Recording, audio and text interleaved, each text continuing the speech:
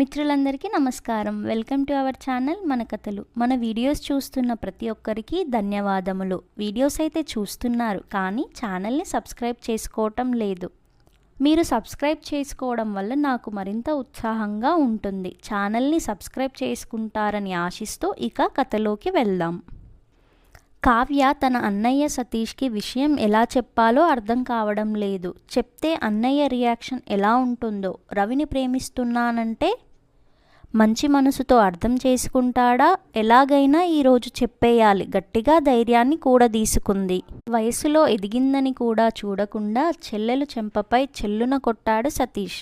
అన్నయ్య చేతి దెబ్బ తన మనసుపై తగిలింది కావ్యకు. నోరు మూసుకొని ఇంట్లో పడుండు, మన కులమేంటి, వాడి కులమేంటి, మన అంతస్తు ఎక్కడా, వాడి అంతస్తు ఎక్కడా, అలాంటి వాడితో పెళ్ళైతే జీవితాంతం నరకం చూస్తావు. ఎన్నో సుఖాలతో పెరిగిన దానివి, వాడిని పెళ్లి చేసుకుంటే నువ్వు కోల్పోయిందేమిటో ముందు ముందు కళ్ళ చూస్తావు. పెద్ద పెద్ద కేకలు పెట్టి కావ్యని బెదిరించాడు. అన్నయ్య మాటలు కావ్యలో మరింత కలతను పెంచాయి. రవి కులం తక్కువోడో కావచ్చు, అంతస్తులో తేడా కావచ్చు, అతన్ని పెళ్లి చేసుకున్నా సంతోషంగానే ఉంటానన్న నమ్మకం ఆమెకుంది. ఎందుకంటే అతను గుణవంతుడు, సంస్కారం గల మనిషి. అలాంటి వ్యక్తి చాలు ఏ ఆడదైనా జీవితంలో సుఖపడాలంటే. కులం, ఆస్తి అంటూ మంచి మనుషుల్ని చిన్నచూపు చూస్తున్నంతసేపు ఈ సమాజం బాగుపడదు. అందుకే మనసులో రవి అంటే ఒక రకమైన ఇష్టం ఉంది కాబట్టే ధైర్యంగా చెప్పగలిగింది.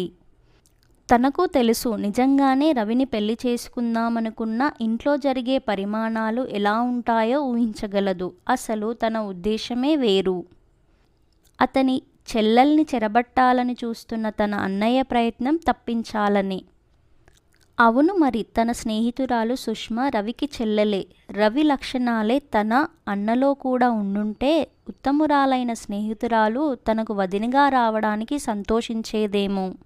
కానీ తన అన్నయ్య స్త్రీలోలులోడు, పచ్చి దుర్మార్గుడు, ఎంతోమంది అమ్మాయిలతో తిరుగుతున్నాడన్న విషయం తనకు తెలియంది కాదు. ఇప్పుడు సుష్మ మీద కూడా కన్నేశాడన్న సంగతి గ్రహించి వీడి స్థితిమంతుడై పెద్ద కులంలో పుట్టినా ఇలాంటి వాడి చేతిలో మాత్రం ఆమె జీవితం బలి కాకూడదని రవిని ప్రేమించానని తాను చిన్న అబద్ధాన్ని ప్లాన్ చేసి రవిపై తనకున్న అభిప్రాయాన్ని తడబడకుండా చెప్పింది. తన స్నేహితురాలి జోలికి అన్నయ్య వెళ్లకుండా రక్షణ కల్పించాలన్నదే తన ముఖ్య ఉద్దేశం. కావ్య విషయానికొస్తే అన్న ఎంత దుర్మార్గుడైనా తన చెల్లెల్ని తమకంటే పై స్థాయిలో వాడికిచ్చి పెళ్లి చేయాలనుకుంటాడే గాని ఎవరికి పడితే వాడికిచ్చి చేసేయడానికి ఎంతమాత్రమూ అంగీకరించడు. తన అన్నయ్యలాగే లోకంలోని ఆడపిల్లలందరి అన్నయ్యలు తన వాళ్ళ దగ్గర బాధ్యతగానే ఉంటారేమో. కావ్య ఆలోచిస్తుంది. అన్నయ్యలోని ఆ ఆవేదన, ఆవేశమంతా నా సౌఖ్యం కోసమే. నాకు రక్షణ కూడా అడ్డుకున్నాడంటే నాపై బాధ్యత ఉండబట్టే అన్నయ్యపై తనకున్న దురాభిప్రాయంతో పాటు ప్రేమతో కూడిన సదాభిప్రాయం కూడా కలగడంతో ఆమె మనసు ఆనందంతో పులికించిపోయింది. ఇంతటితో కథ సమాప్తం. మీకు కనుక ఈ కథ నచ్చినట్లయితే లైక్ చేయండి, షేర్ చేయండి, సబ్స్క్రైబ్ టు అవర్ ఛానల్. అందరికీ ధన్యవాదములు.